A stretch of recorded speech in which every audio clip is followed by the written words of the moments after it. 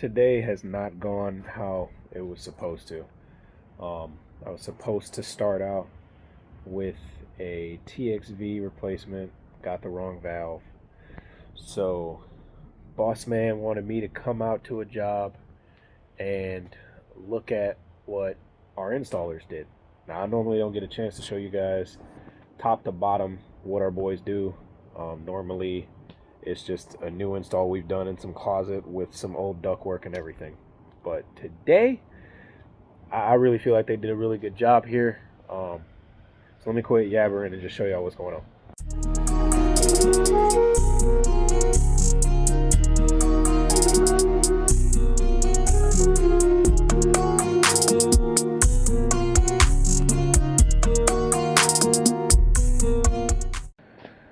Alright, so this house, they cleared out the whole basement and decided to frame it up, get some stuff going down here, and add to some living space. Down there is the air handler, and all this is our ductwork. Now the difference in the mastic I'll explain here in a minute, but I just want to walk through all this and show y'all. It's a fairly big space, pretty much the whole footprint of the upstairs, but we got us that new R454B. It's a little 2.5 ton for down here. I don't know what size that is because there's not a filter in it. We got the condensate pump. I might take some, while I'm here, I'm gonna probably cut some of that slack out of the 3/8 tubing. But yeah, man, boys ran it as tight as they could really to the ceiling. Up in there with the joists. I have no idea if this is gonna get framed around. I would assume so, but assumptions kill. This is weird to me, but it's all above like this headboard right here, so this will probably still get framed in. All that'll probably get framed in. That does appear to be choked, and I have messed with it the best that I could. But that is the only run that I noticed that was that severely bad. But to get to the mastic part, I'm waiting on a call from the boss man right now. But all he wanted me to do is just come here, take pictures, and show him everything. There's no power to the unit either. We're waiting on the GC to get the electrician to run power there. But I figured while I was here, I took a bunch of pictures, but he wants me to video call him as well. I figured what's a good way to make use of my time instead of just sitting here looking stupid. And I know up north when I was doing duct work, on like we were doing hotels and stuff, when we would wrap the insulation, not only will we staple it and tape it, then we'd hang it, and after we'd pass roughing and everything, we would come back, one of us would come back off the crew and just mastic all the seams, make sure the insulation is just really not going to come apart, because tape can come apart. So when I got here, I noticed just, that's a seam that goes all the way around. There's a couple seams that are on the sides, on the bottom. Some of them are on the top. But I figured, even though the tape wasn't falling off right now, and it's just what was the name? It's a sure tape that the boys used on this. I think it's the DC. Let me see, DC 181. That's what it was.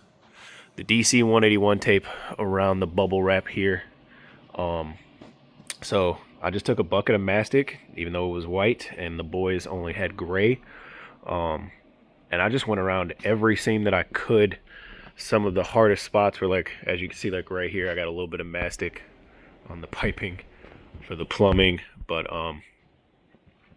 yeah, man, I just figured, why not? It'd be easier to do it now than like somebody come back and they see the work and they're like, hey, can you guys, like, we see some tape falling off. Could you go ahead and just, retape it again? Like, nah, I'm here now. I might as well just go ahead and tape it all, seal it all up.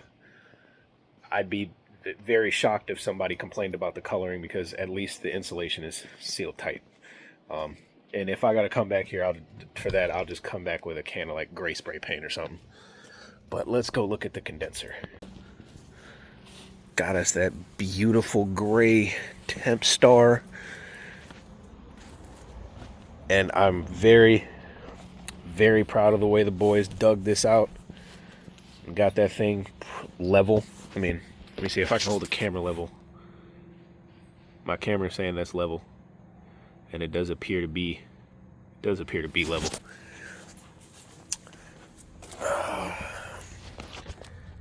We got this here. I don't think there's enough room in the closet to truly put the filter dryer there. Ideally, yes, that's where you'd want it, right before the metering device. We're gonna have to come back when we get power, not only do a whip, but we're gonna have to put a little cover right there. I'm probably gonna silicone this before I leave, just to make sure nothing comes through that hole. But yeah, guys, let me know. Does this look adequate for YouTube? Oh, there is something I want to ask a couple of you guys about like thermostat placement. Just because the majority of the houses I have to work on, the thermostats are like right outside the closet by the air handlers. And in this one, yeah, it's like right on the same wall, opposite of the return. But I just feel like, and somebody correct me if I'm wrong, is it stupid? Is it just preference in the way you just lay out your thermostats right here? I think the level at which it is fine. You got a doorway here for a gym that's likely the door's likely gonna be closed. You've got, I don't know what this room's gonna be, but this may be a doorway that may be closed as well. So the only things, if those doors are closed, only thing that's really gonna be supplying the thermostat and keeping it, you know, keeping air moving around it, 6-inch over there, 6-inch over there. This, I gotta believe, is gonna be another big room, because it's a fairly big door, a big walk-through way. So I don't think this is gonna have a door, but you got another vent there, right by the back door. So I feel, in my rookie experience, I feel like the better placement for that thermostat would have been like over here or on this corner wall. I could be wrong. Somebody let me know. Somebody let me know. It's just my thought. Just my 2 cents that nobody asked for. But it's my video, so I can give it. So let me, oh yeah, this closet.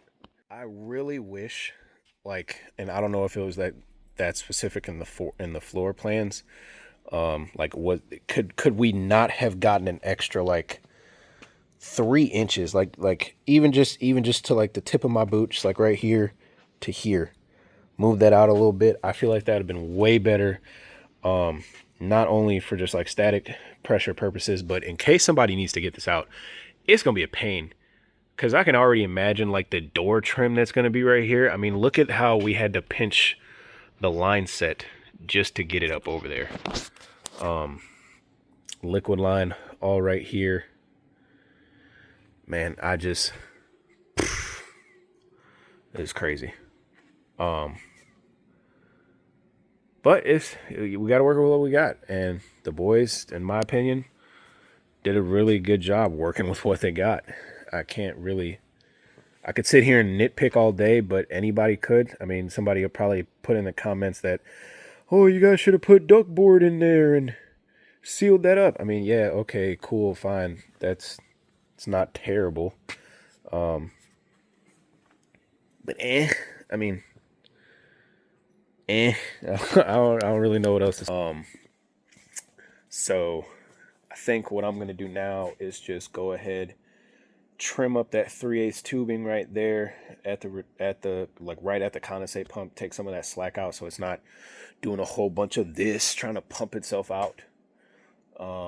And then I'm gonna silicone the hole for the wall termination outside, so that way it won't be a pain in the butt come later. But yeah, that's it. Let me know what you guys think about this. I mean, okay, now that I'm looking at it, this one doesn't look too bad. This one doesn't look too bad. But I give it, on a grading scale,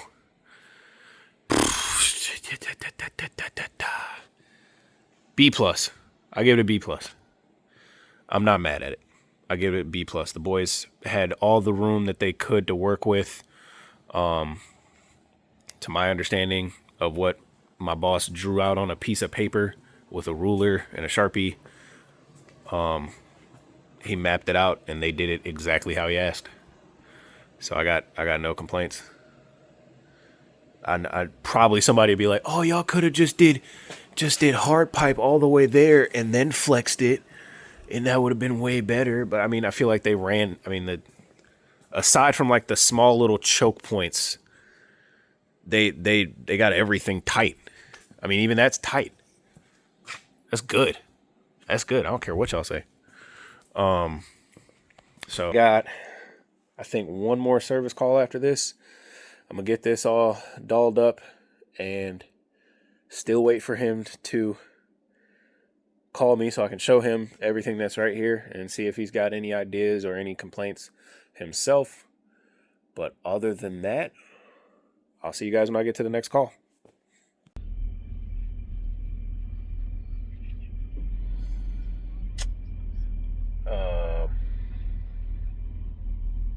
Waiting on the next customer. And this is a, I don't want to say a normal customer for us, but I mean, this would be the third time we've ever worked on this system. Boss man came out here earlier this year, from what I could tell by the notes on the invoice. He had a control board issue with a polarity thing, but now the system's just not working in heat. So I'm just waiting for this guy to get here, and then we're gonna see what's going on.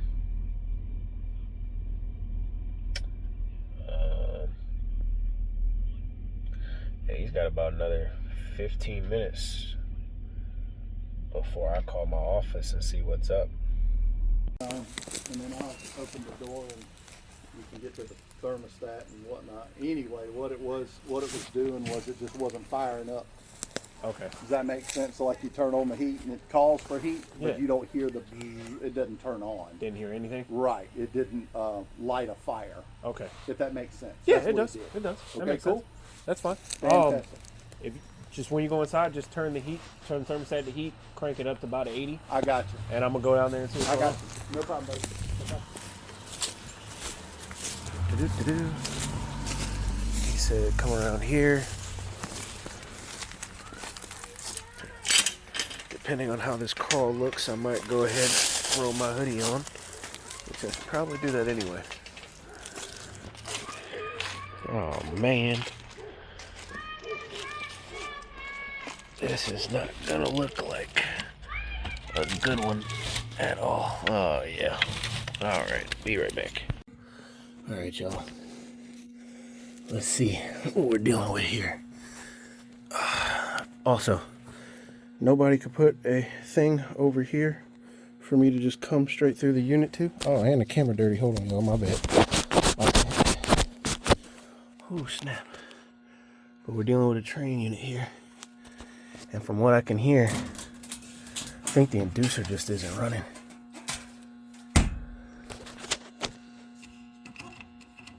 Boy, that thing.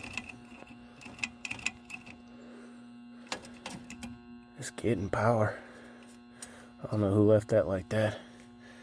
But I don't see oh, there's a switch up there. Switch right up there. Oh, all right. So we're gonna take this part. Just be real simple and easy about this, because I'm pretty sure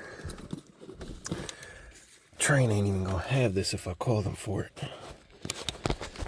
Meter set up. Do.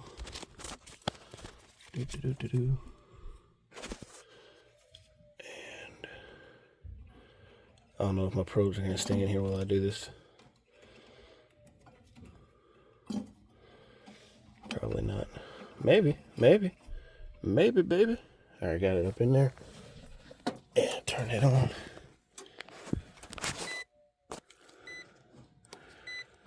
Just to verify, we got 123 volts going to the induced draft motor. Put that motor is not running. Oh, dude, that sounds terrible. Oh, hold on. It spins.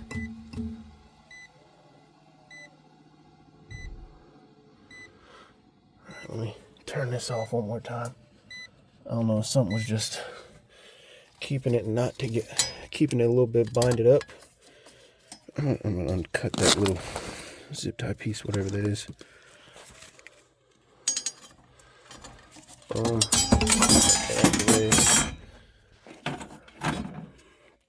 Plug this back on. Boom shakalaka. Get these wires out of the way. I will zip tie these real quick, and then we'll try and put power back on and see what's going on. I don't know what happened, y'all, but it turned on. It turned on. Is it gonna light up? Sure did.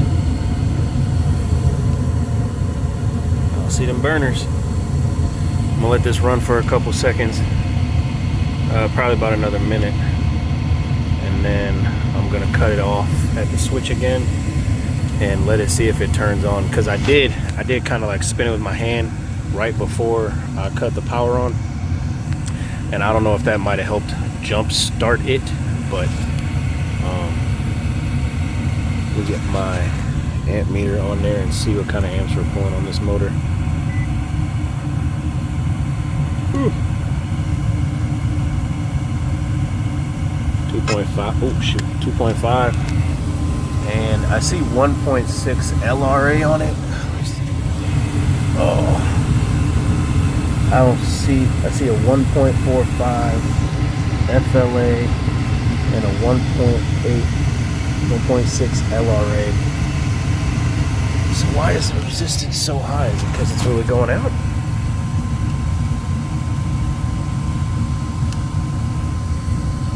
Okay, no, we've dropped now. 1.4. Okay, what's going on here? Some pretty big swings we're having here.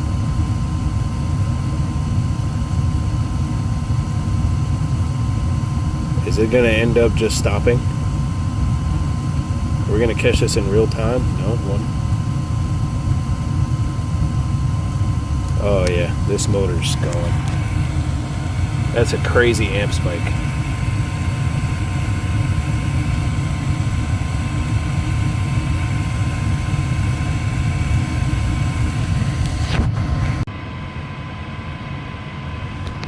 Do I have it set to...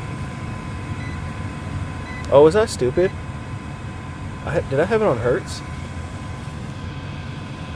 I don't know. I think I have to look back at the footage. I don't know if I had it on the right reading. But I turned it back off and it cut back on.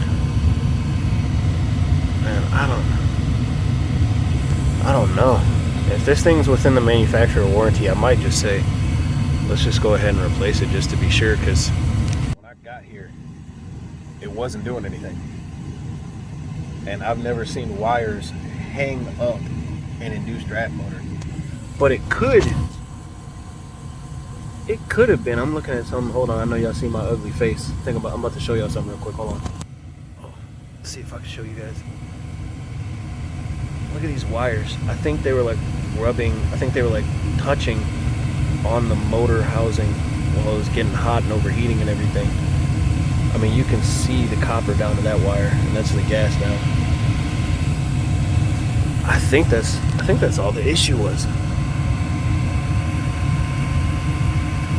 Which would have stemmed from the last time somebody was here messing around with those wires up there. I'm gonna let this run. I think the right thing to do here. I mean, I'm running within the correct amps. Like I said, FLA is 1.45, RLA is 1.6, and I'm running a 1.1 right now. The guy's got heat. I think if we're gonna let this run, just gonna charge him for the service call today. Gave this like over the weekend, call back, see if he's had any issues. I mean, I've cycled it 3 times now, and it's worked every single time after I moved those wires. Yeah, this might be it. I think we got it. I can honestly say, that was probably the easiest call I've had in the last like 3 days. Actually, no, everything's been fairly that easy. I don't think anything's wrong with the motor. I really think wires were binding it up right at the spindle piece for it. Now that I could be completely wrong, but I mean, again, it was spinning freely. When I took power off and spun it, it didn't sound like anything was grinding metal to metal, like shot bearings or anything of that nature. Everything just seemed fine. Had 120 going to it, turned it back on, moved those wires out the way with that zip tie, and bada boom, bada bing, it ran 2 more times after that. And even when I crawled out of the crawl space, I went up in the house and everything, checked delta T's. I got like 45 degree split from his return to the I think one of the runs in the kitchen. Everything seems fine. So I told the customer if he has any more issues to immediately let us know, within the next 48 hours. If we come back out and it is that induced draft motor, we're not going to charge him again, obviously. And I've already got all the information for us if we need to just go ahead and order the part. So I think that was just a weird fluke, man. I don't know. I've never seen wires just hang up an induced draft motor before. I've seen squirrels. I've seen birds' nests. A lot of things go through those flue pipes. And holy shoot, that was what the fuck just crawled off of me. I can't even. Y'all just seen that in real time. Me just freak out. A whole cockroach. Not no palmetto bug down here in the south. Whole cockroach. Big fat hood boy. One of them ones you just see straight from the ghetto. That thing hopped out from like under my armrest where I laid my hoodie when I got out of the damn crawl space. Dang, bro, I about swerved. That'd have been the end of HVAC. Y'all wouldn't even seen this video.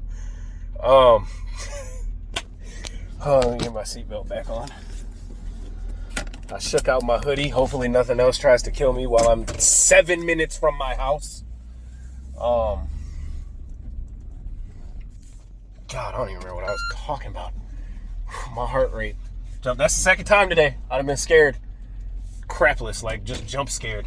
As I was like trying to wire that, get the wire zip ties and the wires out the way and everything, the dang homeowner came over to one of the vents for the crawl space, gave me a crazy jump scare. Hey man! And it was like right behind me. I was like, oh my God. Which is crazy. I didn't even see anything in that crawl space except for just a bunch of cobwebs. Yeah, if that guy calls, we're just gonna go ahead and take care of it.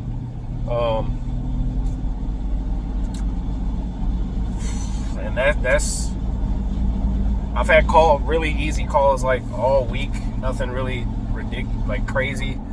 I had to work on a P-TAC unit the other day, and the heat strips were bad. I mean, it's just been like real quick and easy stuff. I mean, I've had like maybe 2 tenants not even pay their gas bill. They weren't even told that they had gas systems. So that was crazy. And some people who like just recently moved in like same day or day before, and they're like, yeah, my heat doesn't work. And the closet units and closets have those like wall switches at the top of the closet. I'll just turn it on, boom, heat kicks right on. And I'm like, remember to pay your gas bill or you're gonna be calling us back out here. So with that being said, guys, I'm gonna get home, wash all these cobwebs and stuff off me, double check the rest of my stuff for anything, because now I just feel like something's crawling all on me and I'm ready to go. Boy, that's a fat sucker too. Y'all hope y'all have a good rest of your week, man. If this is the last time I see y'all before the weekend, y'all have a great weekend. I'm out of here.